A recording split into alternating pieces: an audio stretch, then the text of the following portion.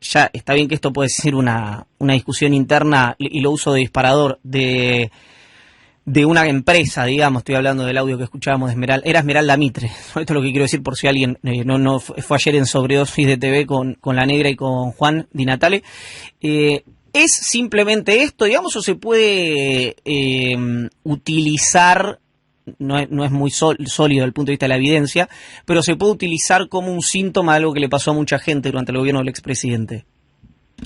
No tengo duda que hubo, que se sintieron muchos votantes muy defraudados por la gestión de Macri, muy defraudados por lo que él se había comprometido a hacer, sus compromisos de campaña no se cumplió ninguno, y me parece que eso devalúa la palabra del dirigente y eso es lo que después claramente erosiona la credibilidad del dirigente político, y eso es lo que sucedió. Vos me decís si eso es masivo, no sé, creo que es genuino lo que estás diciendo, habla con mucha transparencia Esmeralda Mitre, pero de una vivencia personal, digamos, ¿no? Uh-huh. No sé si eso es mayoritario, ¿no? Correcto. Que lo desconozco. Lo que considero es que sí, efectivamente, de todos modos, hay Mauricio Macri y su espacio político, con Larreta, Santilli, Vidal, siguen expresando un modelo de país. Eso no dejan de expresarlo, independientemente de que a veces algunos de sus referentes tengan más o menos credibilidad, digamos, ¿no? Claro. Santiago, algo en línea con esto que dijo Esmeralda Mitre, lo sugirió Cecilia Todesca, la vicejefa de gabinete, que dijo, esta semana dijo, hay muchos empresarios que les va mejor con nosotros y después votan otra cosa. ¿Ocurre esto en las conversaciones que tienen ustedes? En el mejor de los sentidos, me refiero, ¿le enrostran a los hombres de negocios el balance en dólares de las empresas con uno y otro gobierno y después las declaraciones públicas o el financiamiento de o el apoyo, quiero decir, a algunas campañas, o es en otro tono la conversación que se da con los empresarios? Las conversaciones nuestras son en términos constructivos. Nosotros no le preguntamos a nadie a quién vota, sino que lo que proponemos es que inviertan en el país, que paguen los impuestos, que avancen y cumplan con todos los compromisos tributarios y con los compromisos laborales, digamos, ¿no? Uh-huh. Y también, con los marcos normativos que nosotros vamos diseñando. Si por ejemplo, eras una empresa y que tuviste que acceder al ATP durante el año pasado, pensá que se le pagó el sueldo a 3,5 millones de trabajadores y trabajadoras. Muchas de esas empresas realmente se salvaron porque, evitaron cerrar y evitaron quebrar producto de esos programas que se diseñaron el año pasado en la emergencia, donde estaba todo cerrado, digamos, donde las políticas de cuidado, y el impacto de la pandemia fundamentalmente hacían que las empresas no estén pudiendo funcionar a pleno, y lo que naturalmente se suscribía era que después esas empresas con esos recursos no podían comprar dólares fundamentalmente, ¿no? O no podían fugar la plata. Entonces, siempre lo que se plantea son compromisos que algunos son normativos y después los otros, como dice Ceci Todesca, es cierto, les está yendo mucho mejor que con nosotros que en otras épocas, que en el gobierno anterior, sobre todo a la industria. Cuando vos ves la industria, ves que la Argentina fue el país del mundo que más se desindustrializó entre el 2015 y el 2019. Y ahora la industria es quizás la nave insignia de la reactivación económica. Tenemos, lo detallaba hoy el presidente en esta nota de opinión que publicó, uno de los síntomas de que este es el camino adecuado es que la industria está casi creciendo al 12%, y eso tracciona el empleo, tracciona empleo de calidad. Llevamos más de casi 25.000 puestos de trabajo nuevos, no solo ya se recuperaron los que se perdieron en la pandemia, y también son 25.000 puestos de trabajo nuevos comparados con el 2019, es decir, en términos industriales, ¿no?, de actividades industriales, y entonces esto va marcando que el camino es el adecuado. Me parece que más que preguntarle nosotros a quién votan o a quién dejan de votar, a veces ellos se encargan de querer gritarlo, digamos, ¿no? Son como Sí, sí, sí. Tiene unas expresiones políticas que, bueno, y está bien y es genuino, digamos, ¿no? Siempre... Pero no es menos cierto lo que dice Cecilia, que hay muchos sectores que están mucho mejor con nosotros, con las fábricas abiertas. Bueno, y también así como apareció, bueno, ahora quizás por el audio que pasaste, con mucha transparencia lo expresó el audio que mandaste anteriormente. Hay empresarios que también empiezan a decir lo mismo, empresarios textiles que empiezan a decir... Sí, Karagozian lo dijo al comienzo del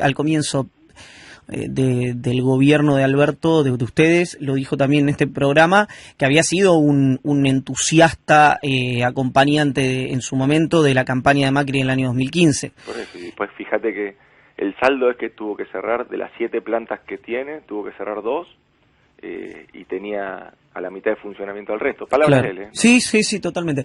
Quien lo dice Santiago Cafiero, jefe de gabinete de ministros de la Nación. Hay algo, ahora me quiero meter con la carta del presidente, pero algo que me suscita especial interés, y se lo preguntábamos hace unos cuantos minutos en el pase con Darío Villarruel, Victoria Tolosa Paz, tiene que ver con esta posibilidad, que quiero saber si efectivamente se puede materializar después de las elecciones, de una convocatoria del gobierno a la oposición para una serie de puntos de acuerdo que pavimenten por lo menos algunos de los aspectos que necesita la Argentina para salir, para desarrollarse. ¿Está esto en evaluación? ¿Va a ocurrir?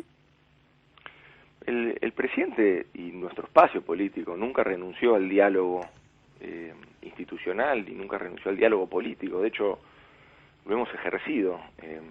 Tenemos testimonios concretos para poder exhibir esto, digamos, que no quedó en la cuestión discursiva de la convocatoria, los pactos, los acuerdos. No, nosotros podemos exhibir concretamente que el presidente en 3 oportunidades se juntó con los presidentes de bloque de la oposición y tuvo conversaciones de alto nivel político. Y naturalmente, bueno, todo lo que fue la gestión de la pandemia del año pasado, sobre todo, y de este año, pero sobre todo el año pasado, la articulación cotidiana que había entre todos los gobernadores, gobernadoras y el jefe de gobierno de la Ciudad de Buenos Aires, y la tarea que se dio, digamos. Pero eso se lesionó, ¿verdad? ¿Cómo? Eso se lesionó en algún momento. Se lesionó, me parece que ahí hubo, bueno, me parece que el calendario electoral empezó a presionar en el nivel de fundamentalmente empezó a presionar a quienes, bueno, tenían expectativas desde la oposición, empezó a presionar la agenda pública, y ese calendario también lo que hizo es invertir la atención. En vez de seguir prestándole atención a los médicos intensivistas, en vez de seguir prestándole atención a los epidemiólogos, lamentablemente la oposición, la reta, le empezó a prestar más atención a los encuestadores y al marketing político. Entonces, desde ese modo, él consideró que se tenía que despegar y que tenía que tener una identificación más confrontativa, no con el gobierno solamente, obviamente, sino que lo que hizo es que se despegó de lo que había sido la política sanitaria que se había seguido en toda la Argentina. Cuando él se despega, fue aparte en el momento de la segunda ola donde más golpeó fue en la Ciudad de Buenos Aires. Nosotros cuando vemos, cuando se ven, hay 1000 estudios de esto, pero cuando uno ve la incidencia de los casos, bueno, la Ciudad de Buenos Aires fue la más golpeada por la segunda ola de coronavirus, y solo revirtió la curva exponencial de crecimientos de casos cuando durante esos 9 días accedieron a que volver a la política sanitaria nacional y hacer ese cierre, ¿te acordás? De 9 días. Sí, claro. Solamente ahí, a partir de ahí se empezó a revertir la curva de contagios en la Ciudad de Buenos Aires. Ahora, demostrando una cosa, que hay que cuando estamos en pandemia no hay que hacer política con la pandemia. Que cuando estamos en pandemia vale más la palabra de los médicos y de los intensivistas que la palabra de los encuestadores y de los publicistas.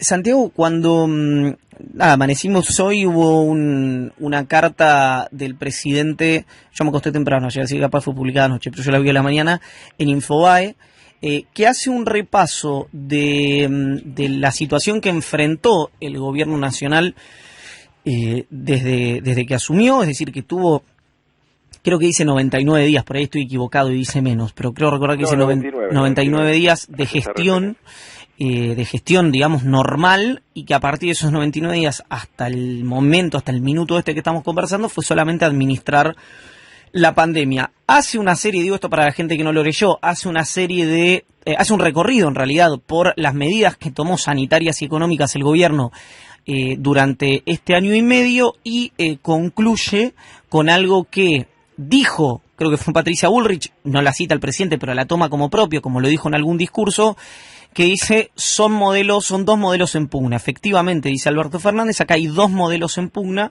el nuestro, que es el industrial, que es el de cuidar a la gente, y el de la oposición, que es el que le trajo tanto sufrimiento a argentinos y argentinas durante los últimos 4 años, dice esto el presidente en una nota de opinión hoy en Infobae, o en una carta. Ahí se ve, y esta es la pregunta, ¿se ve un objetivo que esto implica que las elecciones del domingo que viene y las generales son un plebiscito a la gestión de Alberto Fernández? ¿Es esto lo que se corporiza a partir de ese texto o es otra cosa? No, me parece que es mucho más que solamente evaluar si tal o cual política pública cumplió la meta que tenía. Me parece que es mucho más. Me parece que cuando el presidente está planteando los dos modelos, lo que está diciendo es, bueno, vayamos al detalle si querés, que no quede en el discurso de los modelos que confrontan. No, vayamos, porque nosotros podemos exhibir lo que hicimos. Como dice Tolosa Paz, nosotros podemos, y Goyán, nosotros podemos mirar a la gente a los ojos y podemos mostrar lo que hicimos. Bueno, y ahí nosotros es donde más podemos generar la confrontación de alguna manera, no solo de ideas, sino también de acciones. Y es ahí donde se ve. ¿Y qué te digo de acciones? Porque eso es lo palpable. Porque podríamos esto solamente dejarlo en un ámbito de una discusión de proyectos. Y ahí yo te diría, bueno, ellos claramente son el proyecto de la especulación financiera y nosotros claramente somos el proyecto de la producción y el empleo.